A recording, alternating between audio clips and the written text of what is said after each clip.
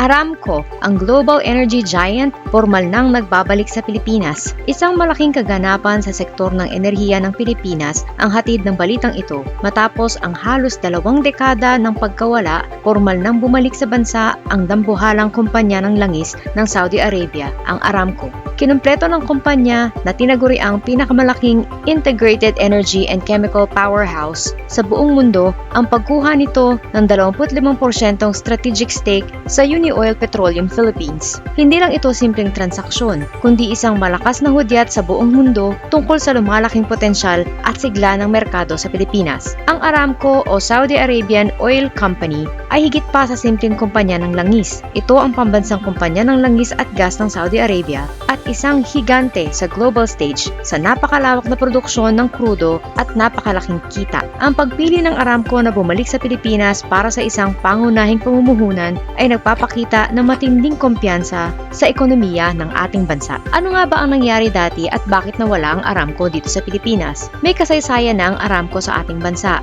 Dati itong shareholder nagtataglay ng 40% na stake sa Petron Corporation, ang pinakamalaking oil refining at marketing firm sa Pilipinas. Ibinenta ng Aramco ang kanilang buong stake sa Petron noong 2008. Ang desisyong iyon ay bahagi ng strategic reconstructing nila noong panahong iyon. Sa loob ng 17 taon, nawala sila sa ating merkado. Ngunit ngayon, nagtatapos na iyon. Sino nga ba ang nagsakatuparan nito? Naging posible ang pagbabalik ng Aramco dahil sa estratehikong pakikipagtulungan nila sa Unioil Petroleum Philippines Incorporated. Ang Unioil ay isang mabilis na lumalagong lokal na distributor at retailer. Ang pagkuha ng 25% equity stake ay kinumpleto matapos makuha ang pag-aproba ng Philippine Competition Commission o PCC. Ang deal na ito ay sumusuporta sa global downstream expansion strategy ng Aramco na naglalayong tiyakin ang reliable outlet para sa kanilang mga produkto sa mga high-growth market. Ano ang epekto o ang benepisyo nito sa mga Pilipino? Ang pagpasok muli ng Aramco ay inaasahang magdudulot ng malaking pagpapalakas sa industriya ng petrolyo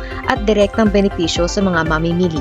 Magkakaroon ang Unioil ng direktang koneksyon sa malawak at world-class na supply, logistics at refining network ng Aramco. Nangangahulugan ito ng mas matatag, sigurado at maaasahang pinagkukunan ng gasolina upang matugunan ang patuloy na pagtaas ng pangangailangan ng bansa. Ang pagpapalakas sa Unioil ng isang pandaigdigang higante ay magpapaigting sa kompetisyon laban sa mga kasalukuyang dominanteng kumpanya ng langis. Maaaring magresulta ito sa mas magandang serbisyo at mas abot kayang presyo sa mga gasolinahan. Asahan ang upgrade sa mga produkto. Plano ng Aramco na dalhin ang kanilang kilalang brand, ang kanilang retail products at ang matataas na kalidad ng Valvoline branded lubricant sa mga piling istasyon ng Unioil. Magbibigay ito ng mas maraming opsyon para sa mga motoristang Pilipino. Ang malaking pamumuhunan na ito ay nagpapakita ng tiwala ng mundo sa ating ekonomiya na posibleng mag-akit pa ng iba pang global oil players na mamumuhunan at lalo pang magpapasigla sa pag-unlad ng Pilipinas.